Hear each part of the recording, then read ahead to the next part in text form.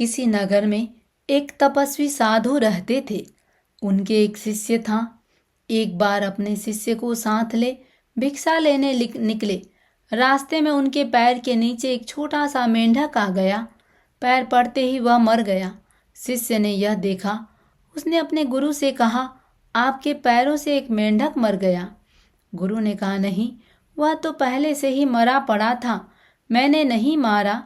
शिष्य चुप रह गया। सायंकाल का समय था, प्रतिक्रमण की वेला थी। गुरु ने आलोचना नहीं की।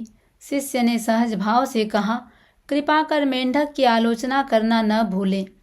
गुरु ने सुना अनसुना कर दिया। शिष्य ने फिर कहा, गुरु बोले नहीं। शिष्य ने फिर अत्यंत विनम्र शब्दों में कहा। गुरु को क्रोध आ गया। वे आग बबूला हो उठे और कहा, तू मुझे शिक्षा दे रहा है, दुष्ट कहीं का। यह कह रजोहरण ले उसके पीछे दौड़े। रात का समय था, स्पष्ट दिखा नहीं। बीच में ही एक पत्थर के खंभे से सिर टकरा गया। वे मर गए।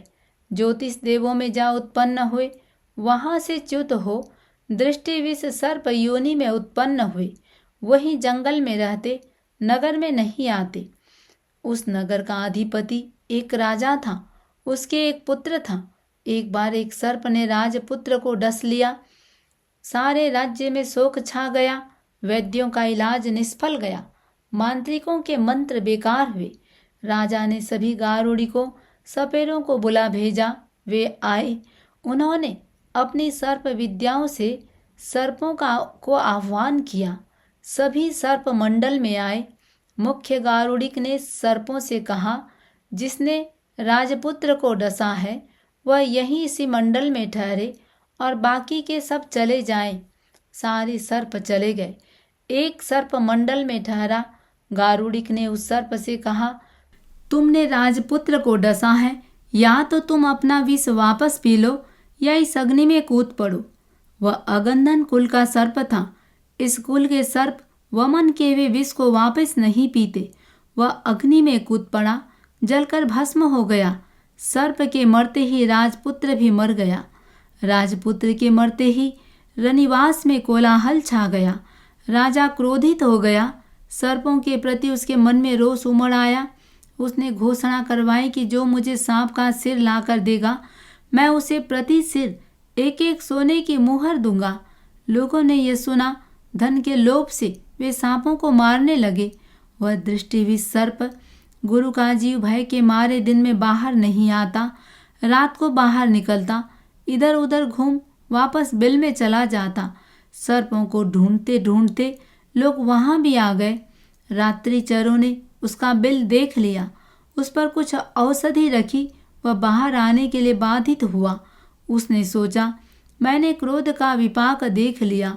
यदि मैं अभिमुख बाहर निकलता हूँ तो मेरी दृष्टि पड़ते ही बाहर वाले मर जाएंगे। मैं ऐसा पाप क्यों करूं? यह सोच उसने पिछले भाग से निकलना शुरू किया। पहले पूंछ बाहर निकाली। गारुड़िकों ने पूंछ काट ली। फिर ज्यों ज्यों निकला त्यों त्यों उसके टुकड़े कर दिए। ज्यों ही उसका सिर काटा त्यों ही एक देवी ने उसे उठा लिया। पिछली रात का समय था। राजा सुख की नींद सो रहा था। स्वप्न में उसे एक देवता दिखा। देवता ने कहा, राजन, सर्पों को मरवाना छोड़ दे। तेरे घर पुत्र का जन्म होगा, यह मैं वरदान देता हूँ। पुत्र का नाम नागदत्त रखना। वह दृष्टिविष सर्प मरकर उसी राजा के घर पुत्र रूप में उत्पन्न हुआ। सारे गांव में खुशियां मनाई गई। उसका नाम नागदत्त रखा गया। वह छोटी अवस्था में ही दीक्षित हो गया। पूर्व जन्म में वह तिर्यंच योनि में था, इसलिए उसे भूख बहुत लगती।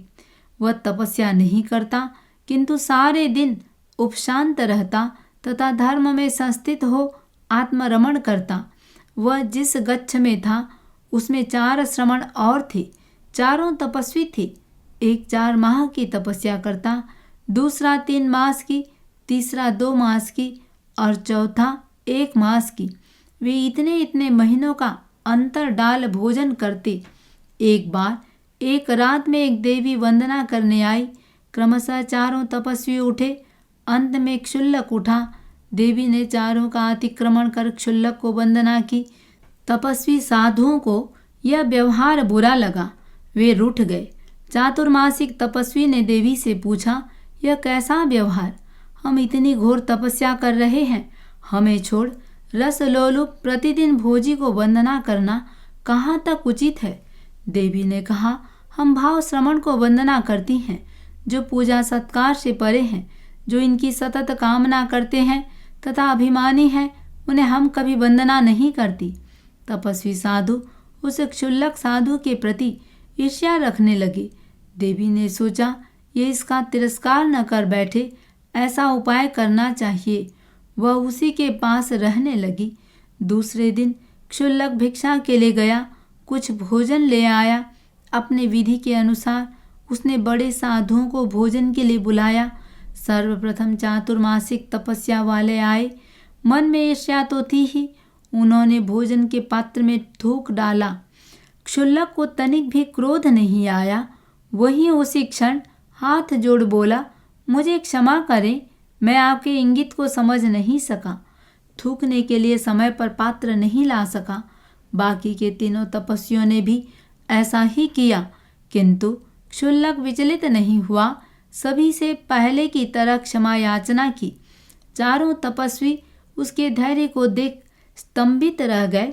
उनको अपने आप पर दुख हुआ। उन्होंने सोचा, हम तो केवल शरीर को तपाने वाली तपस्या करते हैं, वास्तव में सच्चा तपस्वी यह क्षुल्लक है, जो अपने अंतर को तपा रहा है। उन्हें सत्य का भान हुआ, ईर्ष्या मिट गई, प्रेम उमड़ आया, क्षुल्लक को गले लगाया और अपनी भूल स्वीकार की। देवी फिर प्रकट हुई।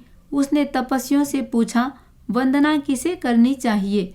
उन्होंने कहा, जिसने क्रोध को जीत लिया है वही वंदनीय है। क्षुल्लक ने क्रोध को जीत लिया था। शनै शनै उसके कर्म नष्ट होते गए, वह केवली बन गया।